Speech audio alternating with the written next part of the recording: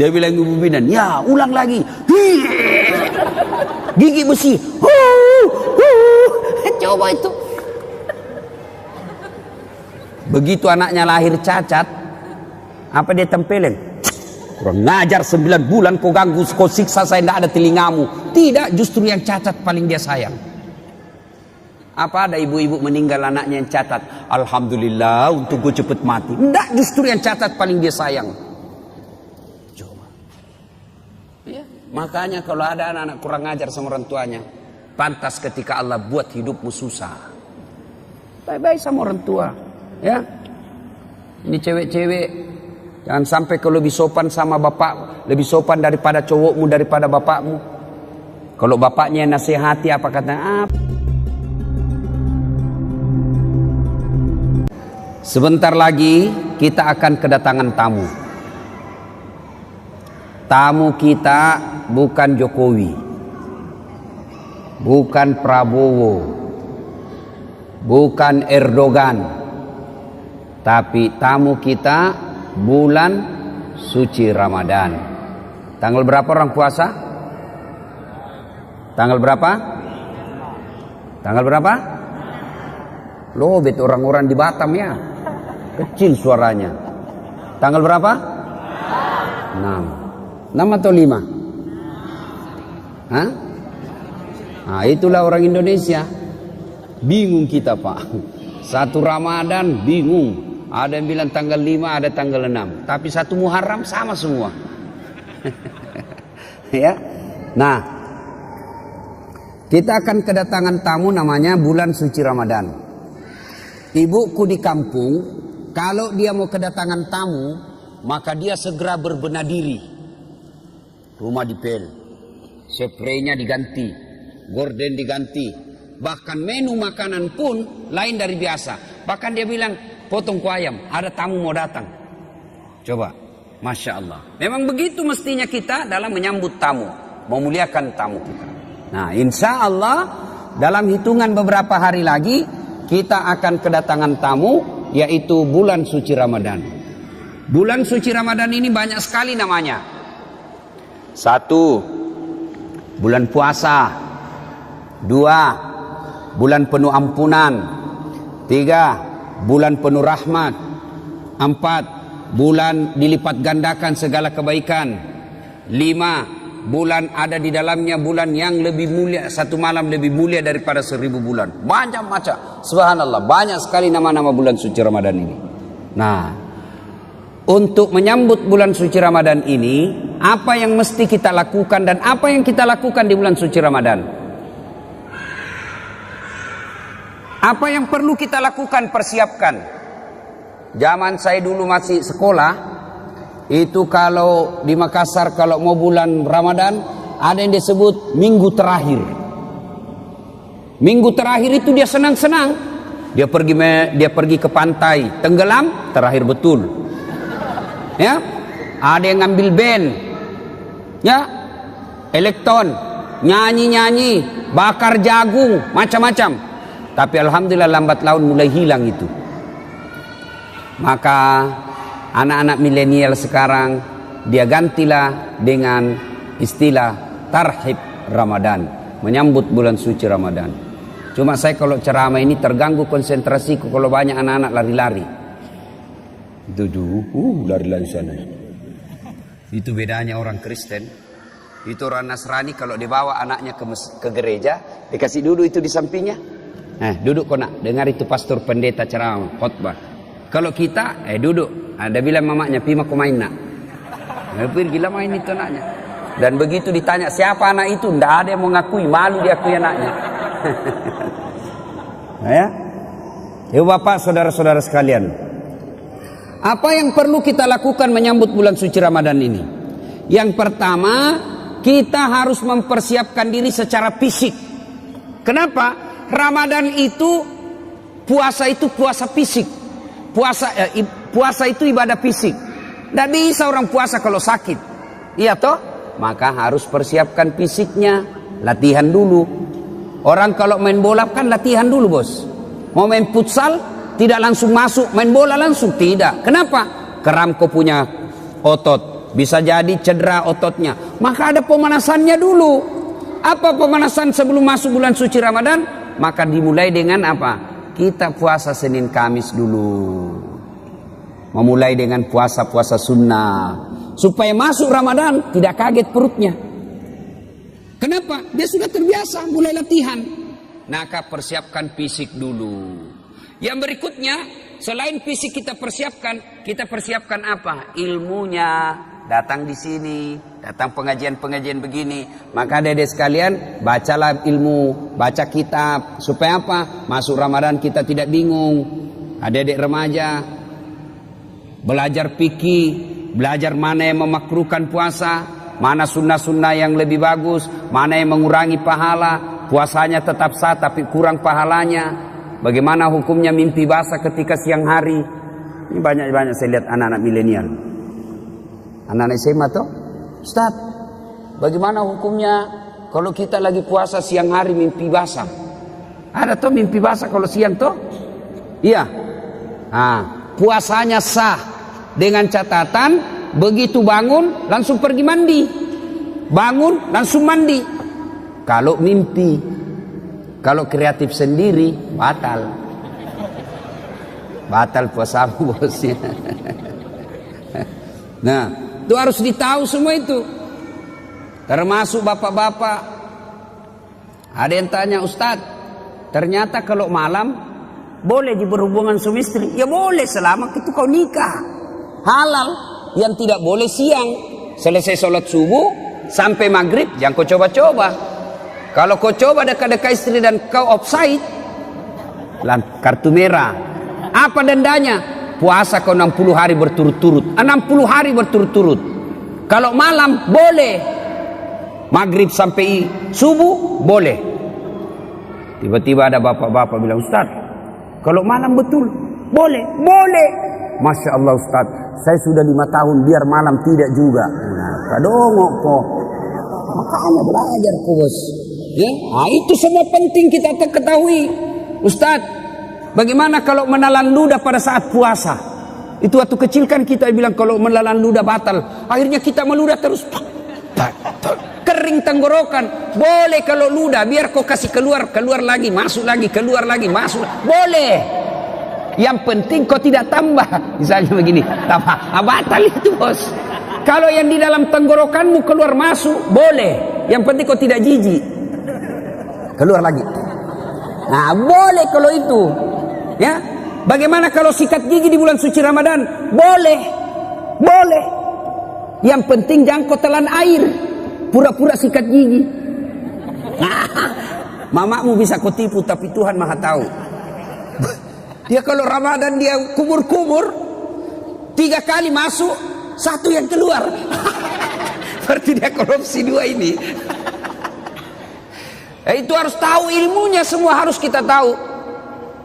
Bapak-bapak, ini ibu-ibu yang pengantin baru, harus tahu ilmunya, mandi junub. Ada yang bilang, Ustaz, katanya kalau Ramadan mandi junub, begitu selesai harus mandi junub. Begitu selesai hubungan suami istri mandi junub. Tidak. Tidak harus ketika selesai. Nanti mau sholat subuh baru mandi junub. Bukan puasa yang mewajibkan kita mandi junub, tapi sholat subuh yang mewajibkan bapak mandi junub. Ada orang dia bilang begitu selesai mandi. Sebelah capekku itu bos. Ku pengantin baru. Sudah buka begitu. Mandi kok. Masih baik itu kalau jam 8. Pulang tarawih begitu lagi. Mandi kok lagi. 2 kali mau mandi. Sekalinya mau tidur jam 11 begitu. Mandi lagi. Bangun jam 2 begitu. Mandi lagi. Sekalinya mau makan sahur begitu. Mandi lagi. 5 kali mandi 1 malam. Mesek kok bos. Jadi kapan mandinya? Episode terakhir. Nah, ada juga kalau misalnya cuma ya kok ketawa anak muda, ini urusan orang tua. Nah, ada juga yang misalnya malam, misalnya jam 11 mau tidur. Ya. Kapan mandinya? Apakah sebelum makan sahur? Jadi kalau bapak makan sahurnya jam 2, apakah mandinya sebelum jam 2? Tidak. Bukan makan sahur yang mewajibkan bapak mandi junub. Tapi kapan? Sebelum sholat subuh. Jadi saya ulangi, sholat subuh yang mewajibkan ibu bapak wajib mandi junub, bukan karena puasa. Itu harus ditahu semua. Maka sebelum masuk puasa, belajar. Ya, nah, persiapan secara fisik, kemudian persiapan ilmu, mendatangi majelis-majelis, mendatangi kajian-kajian. Tidak ada kajian, maka silakan googling, cari kok di YouTube, ceramah-ceramah, cari. Kalau ada perbedaan pendapat, bandingkan lagi. Menurut Ustadz Abdul Somad ini, menurut Adi Hidayat ini, menurut Khalid Basalama begini. Sudah itu, yang penting kau ikhtiar, sudah berusaha mencari ilmu. Kau ragu, ikhtiar, salatlah. Minta petunjuk dan hidayah dari Allah. Sudah itu, hakul yakin, jangan lagi ragu. Ini sekarang kan sudah banyak ustadz-ustadz kondang kok. Iya toh? Nah, cuma jamaah sekarang bukannya mengamalkan ceramahnya Pak Ustadz, dia jadi yuri. Dia menjadi tim penilai. Wah, kalau ini ceramah bagus, kalau ini bikin ngantuk, kalau ini jelek, kalau ini... Memangnya kau menjadi festival penceramah? Amalkan ilmunya orang, bukan membanding-bandingkan. Ya? Nah, sebelum masuk Ramadan. Berikutnya lagi, sebelum masuk Ramadan, apa yang perlu kita lakukan? Cari musuhmu. Cari bombe. Apa sih? Yang kau tidak bertutur sapa, musuh, gara-gara pilpres. Satu dukung Jokowi, satu dukung Prabowo, bertengkar di grup. Akhirnya ketemu ndak baku sapa. Assalamualaikum, dia tahu kalau saya tunda dulu salamku deh, karena nanti saya baku hadapan, nanti selesai baru assalamualaikum. Padahal duduk samping. Selama masih musuhan, minta maaf. Kalau bapak masih musuhan masuk Ramadan, sah puasanya, tapi sayang amal-amal Ramadannya tidak dicatat. Nanti dicatat di buku amalnya setelah dia baikan sama musuhnya, termasuk yang suami istri. Itu di Sulawesi ada orang bertengkar sama istrinya gara-gara beda capres. Ya, ibu, bapak-bapak yang pernah sakiti istri minta maaf. Minta maaf sebelum masuk Ramadan. Bagaimana cara minta maafnya? Jabat tangannya, senyum, pandang matanya, jangan jabat tangan. Oh, senyum kok bos. Ada orang jabat tangan menakutkan matanya. Oh ya, kok tidak ikhlas itu, senyum. Sudah itu apa? Salawat kepada Nabi. Allahumma shalli ala sayyidina Muhammad wa ala sayyidina Muhammad. Berikutnya sebut judulnya dosa. Bu, maafkan saya bu. Kata istrinya, kenapa pak? Apa judulnya? Nggak enak saya ngomong sama kau ibu. Sebut, kata Ustaz Dasar, harus sebut. Nggak enak. Betul kau nggak apa-apa? Nggak apa-apa pak. Apa? Mohon maaf ibu, saya pernah selingkuh. Dia bilang istrinya, nggak apa-apa bang, saya maafkan. Memang begitulah makhluk biasa, namanya manusia. Kadang-kala kita hilap. Saya maafkan bang, karena 2 bulan yang lalu saya juga selingkuh. Ya, nah. Selain itu Bapak Ibu sekalian, maka selainnya pertama persiapkan ilmu, persiapkan fisik, bersilaturahim. Itu yang kita lakukan. Nah, masuk Ramadan, maka yang harus banyak kita lakukan, pertama banyak-banyaklah berdoa. Doa kadang-kala tidak diijabah gara-gara apa? Kita tidak tahu etika dan tata cara dalam berdoa. Kita harus tahu apa penyebabnya doa cepat diijabah. Saya ingin menceritakan sebuah kisah yang pernah dituturkan oleh Rasulullah Muhammad SAW. Abdullah bin Umar berkisah. Abdullah bin Umar ini anaknya Umar bin Khattab. Dia bercerita, Abdullah bin Umar, suatu kali kami mendengar Rasulullah SAW berkisah bahwa ada 3 orang pemuda melakukan musafir, perjalanan jauh. Tiba waktu malam, maka mereka mencari penginapan, tidak ada rumah, maka mereka nginap di dalam gua. Tahu gua? Tahu gua, Dek? Tahu? Nah, itu batu lubang dalam gunung. Masuklah mereka bertiga, karena waktu itu tidak ada hotel. Masuk bertiga. Begitu mereka tidur, bangun. Saat bangun, didapatinya pintu gua sudah tertutup oleh batu. Jadi anggaplah ini, ya anggap. Ini mulut gua tertutup batu. Mereka bangun, Masya Allah. Inna lillahi wa inna ilaihi rajiun. Tertutup pintu. Dia dorong, tidak bisa terbuka. Dorong lagi, tidak bisa terbuka. Akhirnya satu di antara mereka berkata, ayo kita minta pertolongan Allah. Bagaimana caranya? Mari kita berdoa. Majulah orang pertama berdoa. Ya Allah, saya pernah mengurusi ibu saya. Saya bekerja di pasar. Setiap hari, jika masuk waktu siang, waktu duhur, saya balik ke rumah saya dari pasar, jalan kaki berkilo-kilometer. Saya suapi ibu saya makan. Saya tuntun ibu saya makan. Selesai saya beri makan, saya kasih pakaian yang rapi. Lalu saya tuntun sholat duhur. Selesai semuanya, selesai makan, selesai sholat duhur, saya balik lagi ke pasar, mengurus dagangan saya. Tiap hari aku lakukan itu, ya Allah. Ya Allah, sambil dia kenang kebaikannya ini, dia berdoa kepada Allah. Ya Allah, jika mengurus orang tua, melayani ibu saya adalah kebaikan di sisimu, dan engkau merasa pantas membalasnya, maka saya mohon kepadamu ya Allah, kabulkan doaku, bukalah pintu gua ini. Tiba-tiba pintu gua bergerak. Terbuka. Belum, hanya geser sedikit, tapi belum bisa dilalui manusia. Selesai berdoa, dia tunjuk orang kedua. Mas bro, kau lagi berdoa.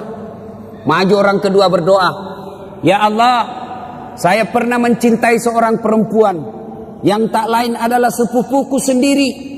Saya sangat menyayanginya. Aku ingin sekali bersamanya.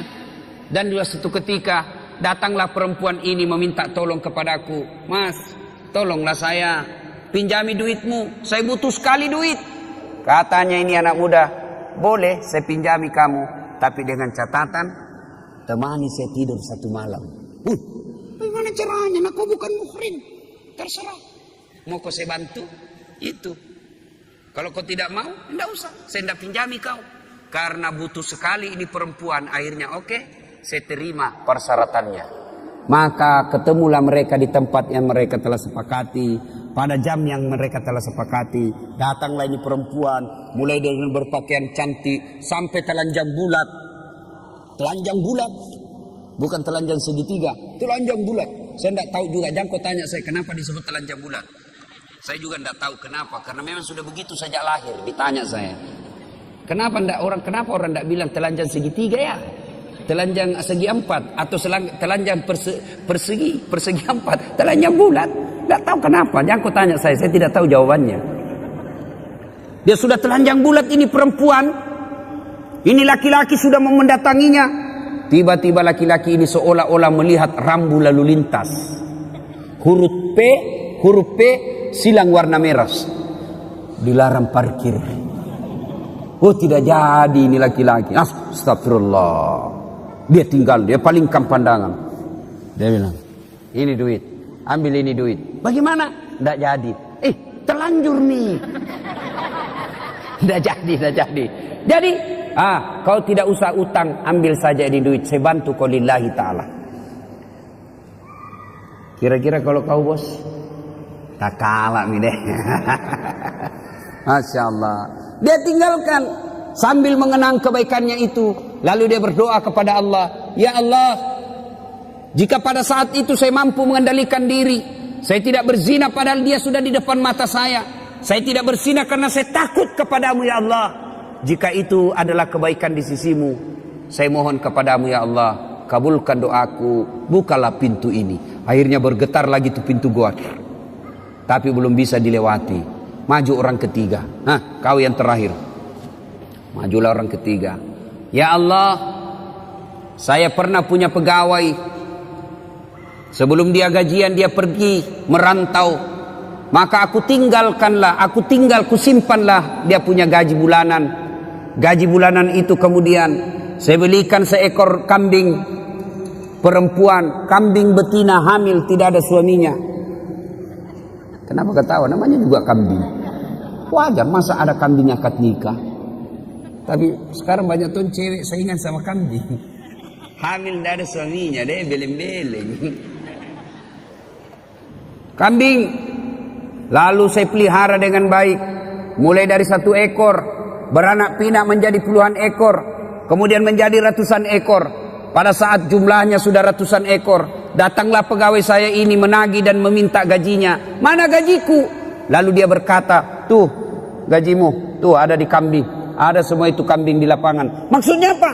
Itu gajimu itu hari, yang duitmu saya belikan kambing lalu beranak pinak. Itu semua kambingmu itu. Benar, iya itu kambingmu semua ini. Sedok, iya ambil semua. Dia ambil semua itu kambing, tidak tersisa satupun. Ini juga orang tidak tahu berterima kasih. Masa kau tidak simpan 1 ekor?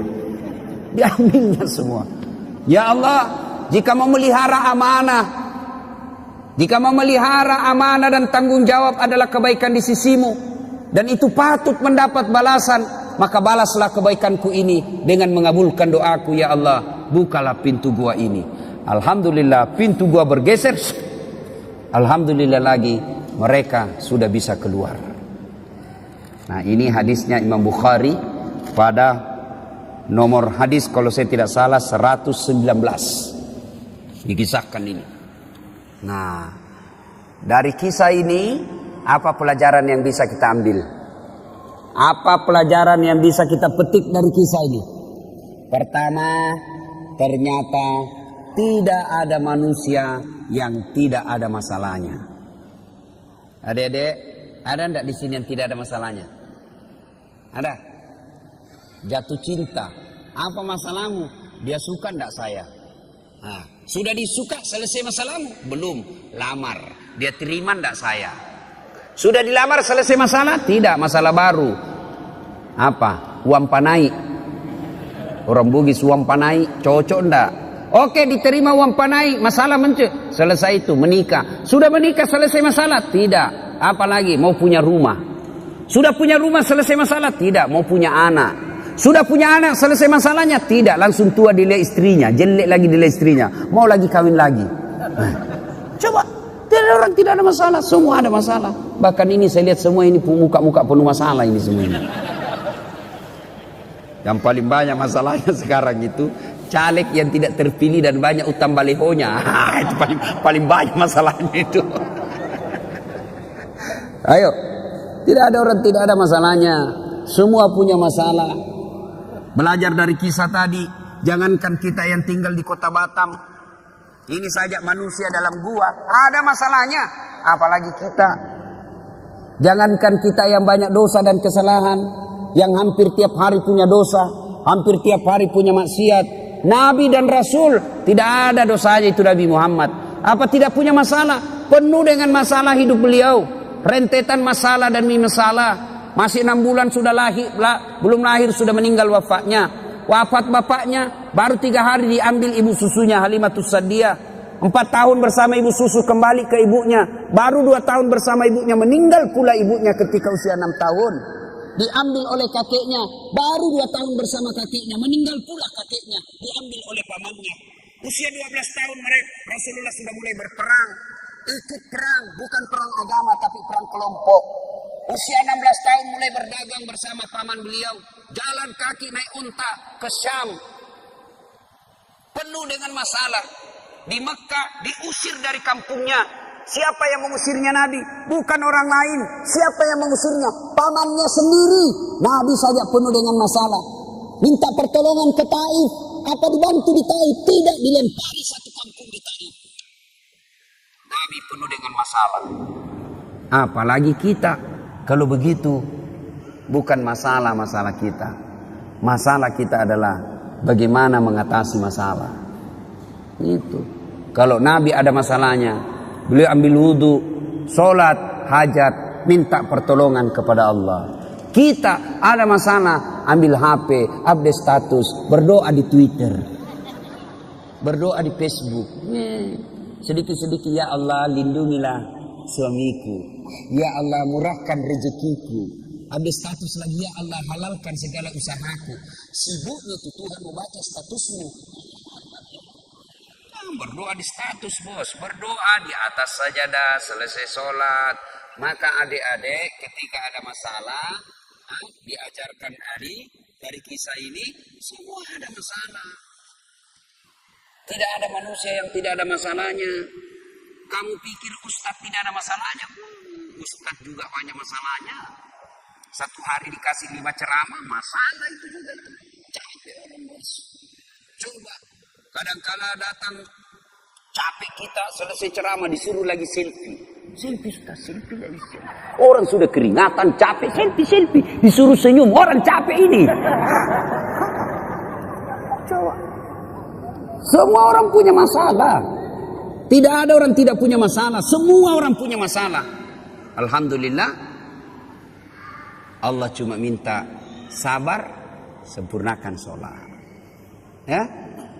Ada masalah, ngadulah kepada Allah. Berdoalah kepada Allah. Ya. Belajar lagi dari kisah ini. Ternyata dalam berdoa boleh menyebut kebaikan. Dalam berdoa ibu boleh menyebut kebaikan. Tapi bukan menyebut kebaikan kepada manusia, tapi menyebut kebaikan kepada Allah. Yang berdosa yang tidak boleh, bapak cerita ke tetangga. Kau tahu Dasat Latif? Itu dari Makassar. Itu jadi ustadz.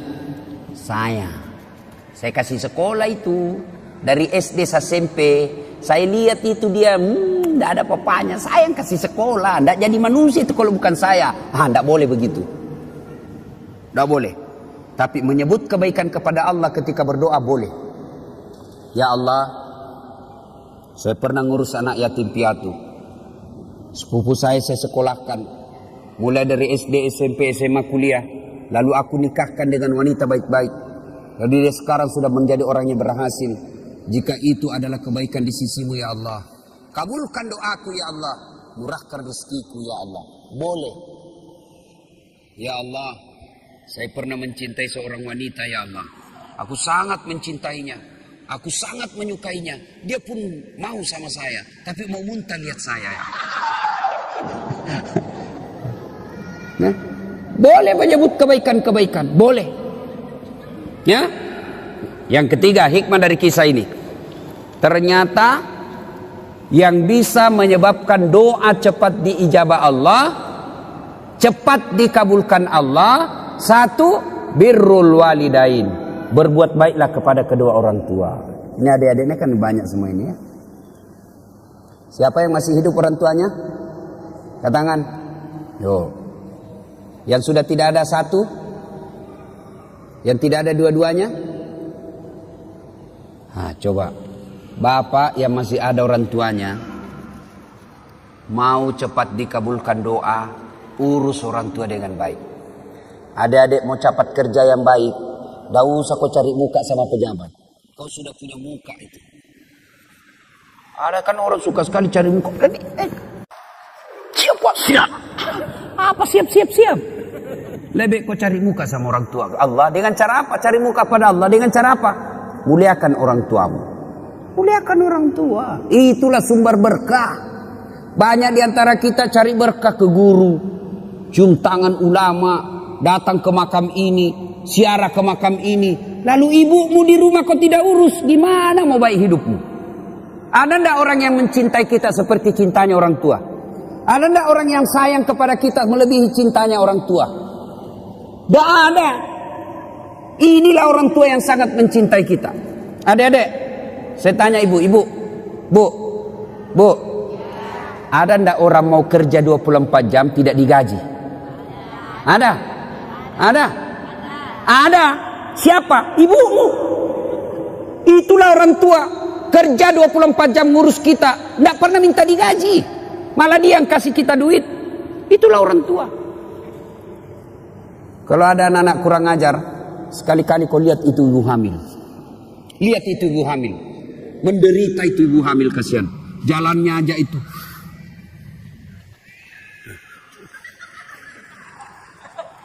Coba tuh.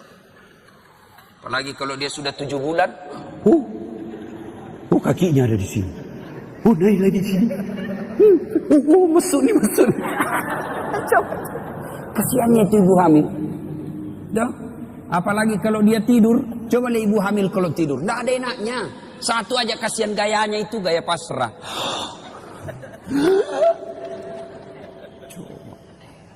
Ya bu ya. Apalagi kalau melahirkan. Ibu pernah bayangkan, masih ingat waktu melahirkan bu? Masih? Ada ibu-ibu melahirkan senyum. Mentang-mentang dia artis, keluar kok nak. Wah, tidak.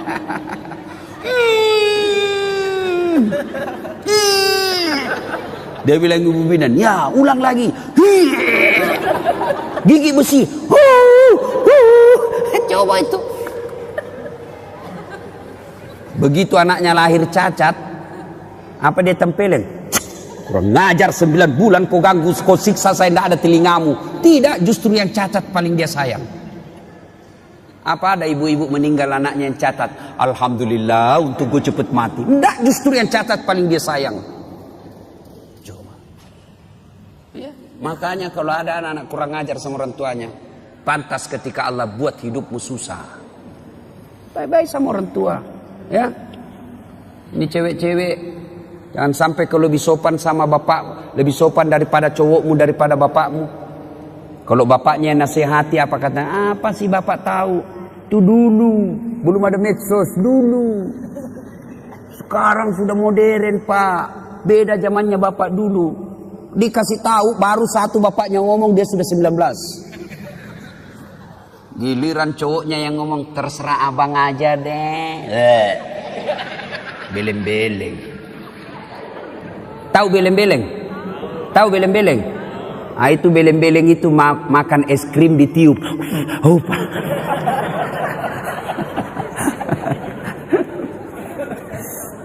iya. Berbuat baiklah sama orang tua. Adik-adik, bagaimana cara berbuat baik sama orang tua? Satu, suara tidak boleh lebih keras dari ibu. Itu jelas, itu protapnya. Dalam Quran sudah jelas sekali protapnya.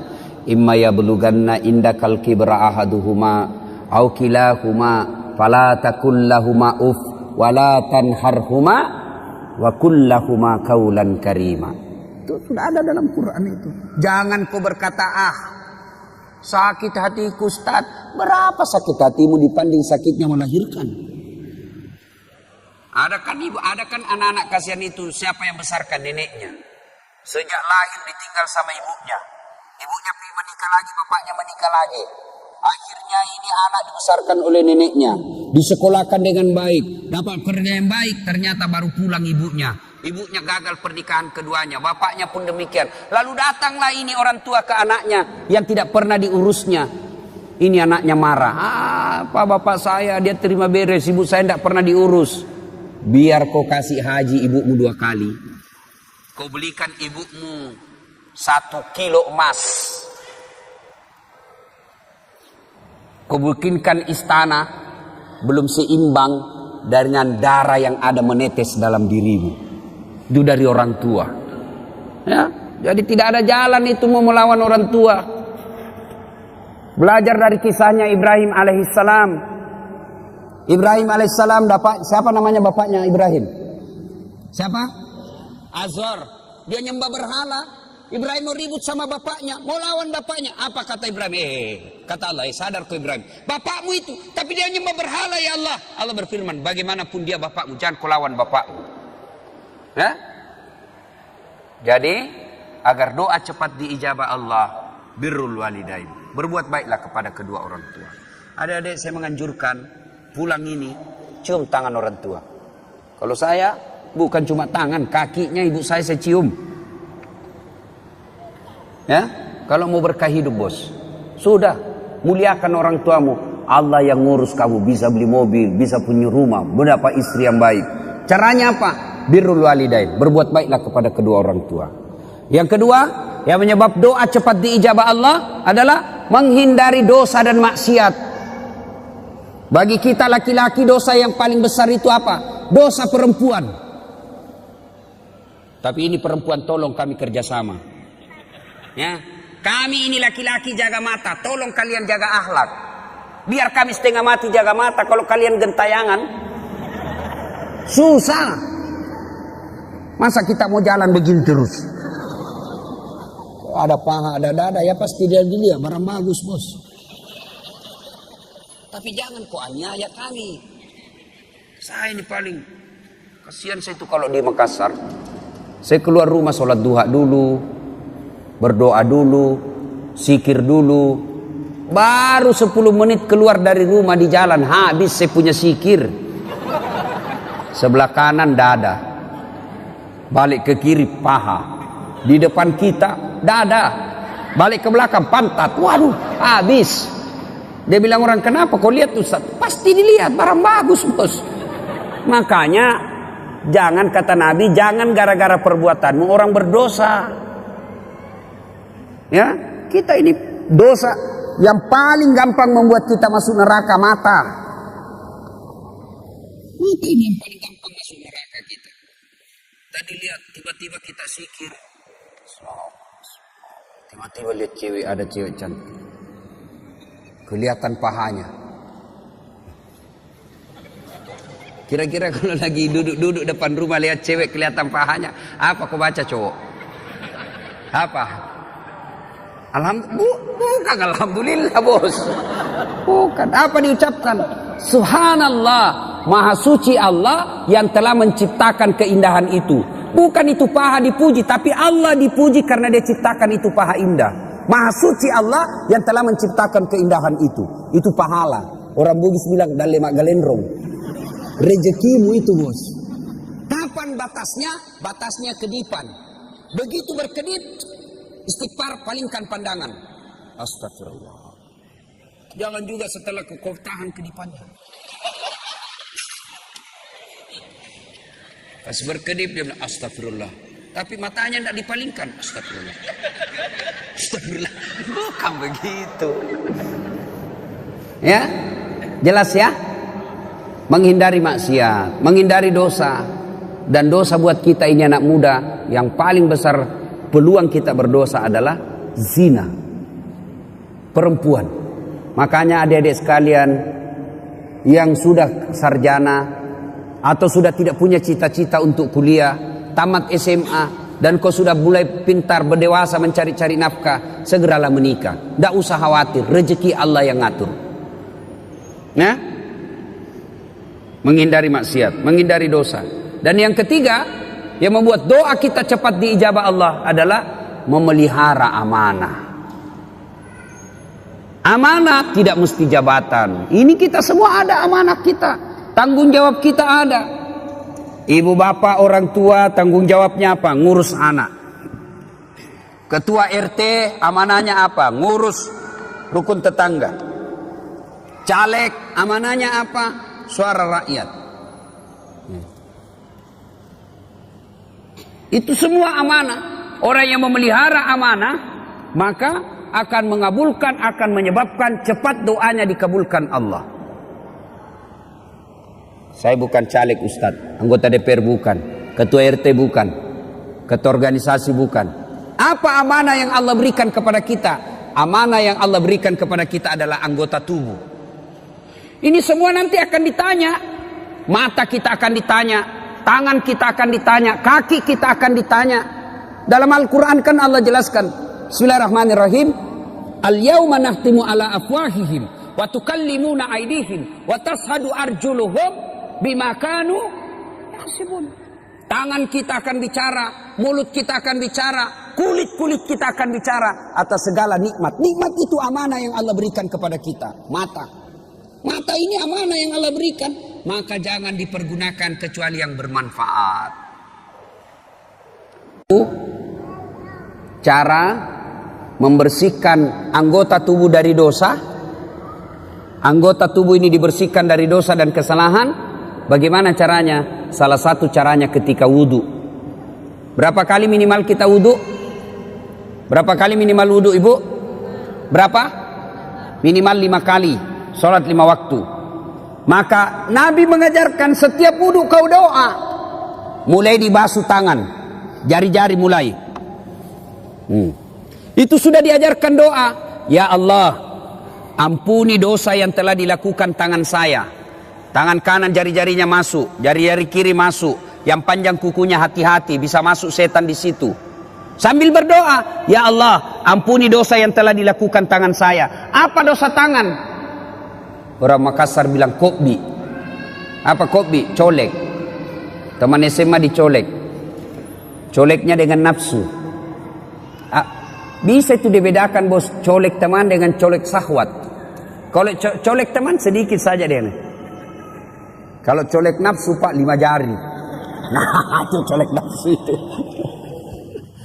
Itu ada yang berdosa begitu, maka kita minta, ya Allah ampuni dosa yang telah dilakukan oleh tangan saya. Lalu dibasuh lagi mulut, kita berdoa lagi, ya Allah ampuni dosa yang telah dilakukan mulut saya. Disunnahkan masukkan jari-jari, syukur-syukur kalau bisa sikat gigi. Ya Allah ampuni dosa yang telah dilakukan mulut saya. Apa dosanya mulut? Gosip. Nah ini aslinya ini perempuan. Atau ada laki-laki tukang gosip? Kelainan jenis kelamin kok itu. Kalau perempuan memang fitrahnya itu tukang gosip. Gini duduk-duduk begini damai tapi gersang. Dia ada tapi matanya itu sinis. Nah itu.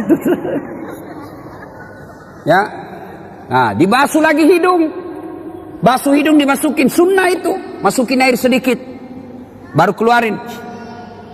Nah, baca ya Allah, ampuni dosa yang telah dilakukan hidung saya. Apa dosanya hidung? Kau lebih tahu lah.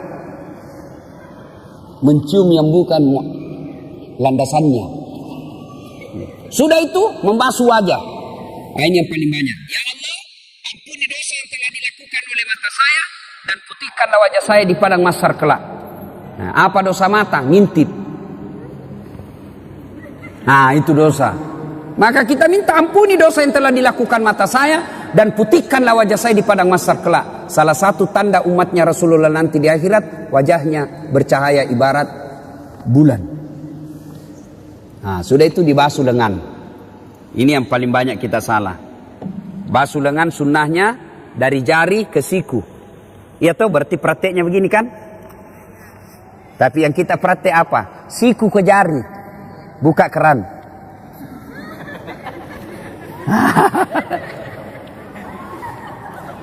Salahkah? Tidak salah tapi tidak sunnah. Sambil terima telepon malah itu ini. Beleng-beleng. Ya. Ya. Nah, pada saat itu kita berdoa lagi, ya Allah ampunilah dosa yang telah dilakukan oleh tangan saya dan berikanlah kitab kebaikan saya nanti di akhirat menerima tangan kanan.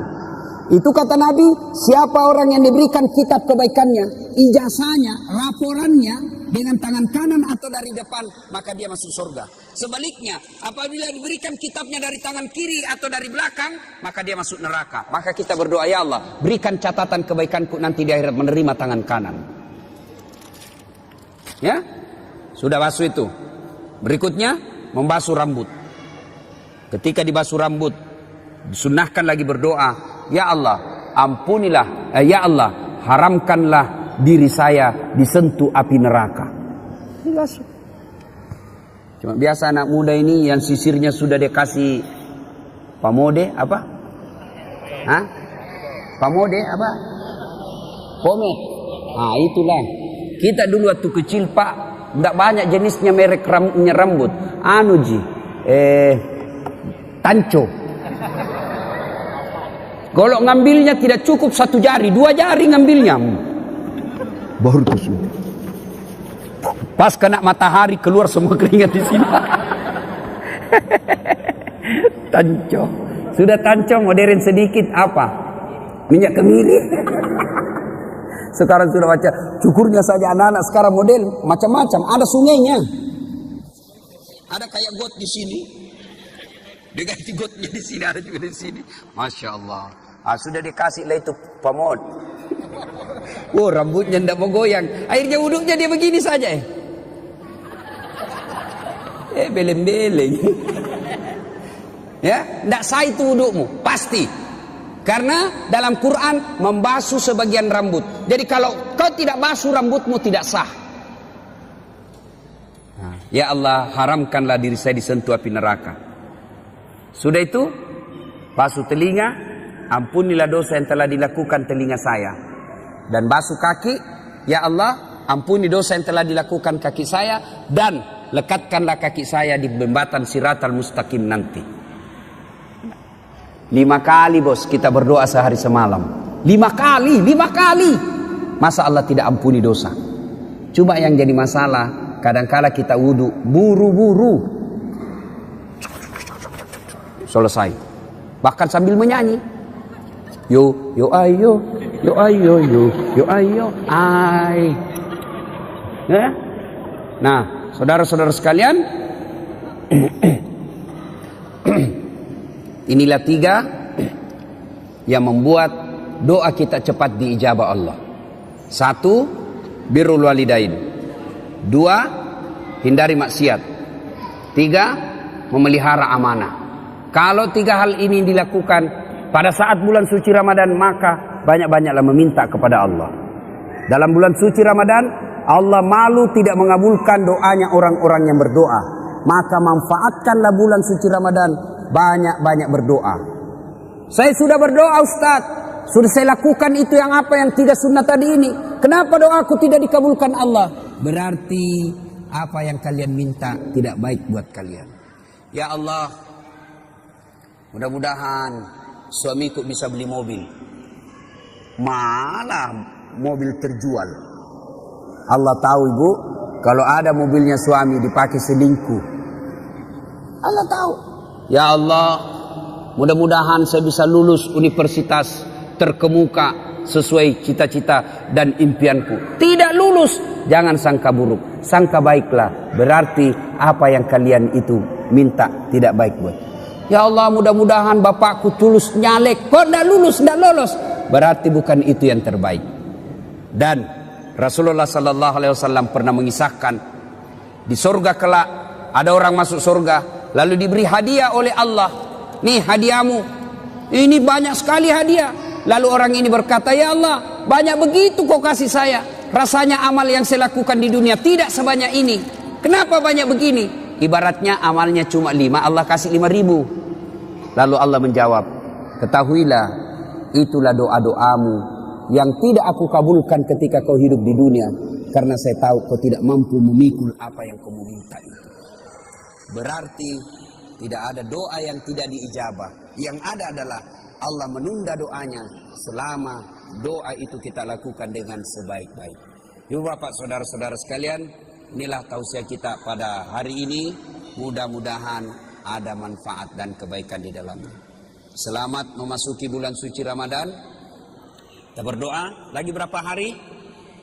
Kurang lebih 8 hari lagi. 8 hari belum tentu masih hidup bos, 8 hari. 8 hari itu masih bisa kita meninggal 3 kali. Maka salah satu doa yang diajarkan menjelang Ramadan, ya Allah, pertemukan aku bulan suci Ramadan, panjangkan umurku supaya saya bisa menikmati bulan suci Ramadan. Ibu bapak saudara-saudara sekalian, inilah tausiah kita. Mudah-mudahan ada manfaat. Saya tidak tahu apa ada tanya jawab atau tidak. Tidak ada kan? Tidak ada ya. Mana panitia? Saya sih berharap ada pertanyaan bagus, tidak ada lebih bagus lagi. Capek saya ini. Asli ya. Mungkin pengaruh umur. Dulu saya pernah ceramah di Makassar 13 kali satu hari. Nah, sekarang mulai capek saya kalau terlalu banyak. Dan ternyata kualitas ceramah itu juga dipengaruhi oleh kualitas kelelahan kita. Kalau mulai lelah, otak pasti tidak bisa maksimal. Kalau ada mau bertanya silahkan. Ada sesi tanya jawab? Tidak. Kalau dulu di Unhas Teknik ya. Ya saya sudah ingat. Bukan saya, karena tadi itu bos matahari dari sana lebih terang, jadi silau. Nah, saya sudah ingat ya. Nah, ini teman saya yang termasuk cerdas, lebih cerdas dari saya. Cuma beruntung saya jadi ustad. Ya, dulu waktu saya SD kecil pak, kecil memang kecil, sampai sekarang masih kecil. Ya. Nah, amalan apa? tentu amalan-amalan yang disunahkan Rasulullah itu yang dalil-dalilnya kuat adalah qiyamul lail. Apa itu? Salat malam. Ya, mau tahajud boleh, tarawih jangan sampai lepas itu tarawihnya. Ya, ibu-ibu, saya tanya ibu, boleh enggak tarawih sebentar malam? Boleh tarawih sebentar malam? Kok ragu-ragu? Adik-adik, boleh tarawih sebentar malam? Enggak boleh, bos. Maka yang boleh tarawih hanya di bulan Ramadan. Maka selama Ramadan jangan pernah lepas tarawihmu. Kenapa? Karena tarawih hanya sekali dalam setahun, bulan suci Ramadan. Ya. Cuma ada lagi anak-anak milenial, ada disebut tarling, tarawih keliling. Kelilingnya dia dapat, dia lupa tarawihnya. Ya, dan sampai begitu. Nggak usah lagi ada namanya apa tuh, sahur on the road. Apa sahur on the road? Siapa dari mana belajar itu? Itu nih artis kok pelajari. Dia itu artis bawa makanan, pencitraan. Sudahlah, jangan begitu. Maka satu, kita to the point.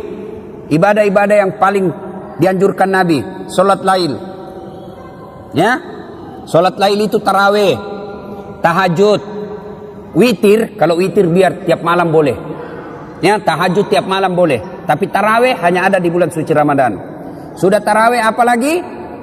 Qiraatil Quran, membaca ayat suci Al-Quran. Ini sunnah yang sangat diprioritaskan. Apalagi as-sadaqatu, bersedekahlah. Ya, ibu-ibu kenapa miskin ibu? Karena ibu selalu mental miskin. Tidak ada duit, minta kasihan. Nah, maka ibu miskin. Coba kalau selalu sedekah, mau 5.000, mau 1.000 terserah. Adik-adik biasakan sedekah, mulai dari kecil. Kau dapat duit dari bapakmu 10.000, sedekahkan 100 perak. Mulai belajar sedekah. Allah tidak lihat berapa jumlahnya, yang Allah lihat keupayamu untuk bersedekah. Ya. Apalagi ibadah-ibadah yang disunnahkan, doa. Banyak-banyak berdoa. Yang keenam, apalagi banyak-banyak bertobat. Taubat itu taubat bilisan. Astagfirullahaladzim. La ilaha illa anta subhanaka inni kuntu minadz dzalimin. Itu enaknya kalau kita pakai begini. Coba lihat kalau pegang begini. Otomatis itu kita langsung zikir. Tidak ada orang pegang begini dalam kote 2. Bongkrong-kompak. Terang bulan 1 bungkus. Tidak ada itu ya. Nah, meskipun ada juga orang bilang bid'ah. Bid'ah ini tidak ada pada zaman Nabi. Bid'ah. Biar kau bilang bid'ah. Yang penting saya lakukan. Kalau mau bilang bid'ah boleh. Yang penting jangan kau bilang sesat. Ini kan gampang sekali orang kadang-kala menyesatkan sesamanya muslim. Nah, banyak lagi ibadah-ibadah sunnah-sunnah yang dilakukan. Tapi prioritas itu yang dilakukan sudah cukup. Lebih dari cukup. Ya. Terima kasih bos. Semenit. Wah. Mau tahu? Coba lihat rahasia Allah. Mana pernah kita pikir ketemu saya di sini. Di Batam. Mana pernah? Tidak pernah kita bayangkan dulu waktu SD kita tinggal. Dengar aja namanya Batam. Tidak pernah. Ya. Jadi Allah punya rencana. Maka hidupmu tenang kalau kau pasrahkan saja kepada Allah. Ada lagi bu? Ibu, itu ada satu. Ya. Apalagi bu? Sebelum masuk Ramadan. Tuh. Nah, ibu supaya dapat pahala gampang. Saya ajari bu. Itu kalau ditunda-tunda bayar kalah, bayar lepas. Biasanya repot bayarnya. Memulai puasa lagi tuh repot. Maka gimana caranya ibu? Begitu selesai Idul Fitri, oke, tunggulah 1 minggu, 1 minggu sampai habis kue. Kan karena 1 minggu ini banyak serangan. Tapi saya yakin ini, Lebaran kali ini sedikit orang bikin kue. Kenapa? Banyak musuhan tetangga gara-gara pilpres. Jadi tidak datang bertamu. Sudah masuk 1 pekan, maka ibu langsung ganti puasa. Ya, ganti puasa. Nah, kenapa dianjurkan di bulan Syawal? Karena ibu dapat pahala ganda. 1, pahala ganti puasa. 2, pahala Syawal. Dengan cara ibu ganti puasa, niatnya ganti puasa di bulan Syawal. Kalau ibu ganti puasa, niat ganti puasa di bulan Syawal, maka ibu dapat pahala ganda. Dapat pahala puasa Syawal dan juga dapat pahala ganda. Itu menurut ulama satu yang lain. Yang lain ada pendapat ulama lagi yang mengatakan tidak boleh digandeng-gandeng begitu. Nah, tapi kalau ibu termasuk orang yang sangat susah berpuasa, maka lakukan. Dengan niat tadi tidak boleh ibu niat Syawal. Kalau ibu niat Syawal 6 hari, maka ibu tetap wajib ganti. Misalnya ibu punya puasa lepas 5, maka niatkanlah ganti puasa 5, sudah itu tambah 1, dapat pahala ganti juga dapat pahala Syawal. Batasnya adalah sebelum masuk Ramadan. Hari ini pun masih bisa, besok pun bisa. Lewat Ustadz, ternyata lewat, tidak bayar, maka ibu bayar denda. Dendanya apa? Puasanya jadi 10, misalnya yang lepas 5, puasanya jadi 10, tidak. Puasa bayar tetap 5, tapi ibu harus membayar fidyah. Apa itu? Memberi makan fakir miskin selama 5 hari. Ya, dendanya itu. Bagaimana cara bayarnya? Tergantung berapa banyak ibu makan. Misal, ibu kos-kos, adik-adik remaja, anak kuliah, 1 kali makan Indomie rebus, tambah telur 1, 3.000 selesai. Kali 2, 6.000 satu hari. Kalau makannya harus ada Indominya, ikan bakar, sate, telur, kang goreng, nasu bale, 50.000 kali 2, 100.000 satu hari. Bagaimana bayarnya? Tiap hari dibayar. Apa tidak boleh bayar sekali nanti selesai lebaran? Tidak boleh, harus bayar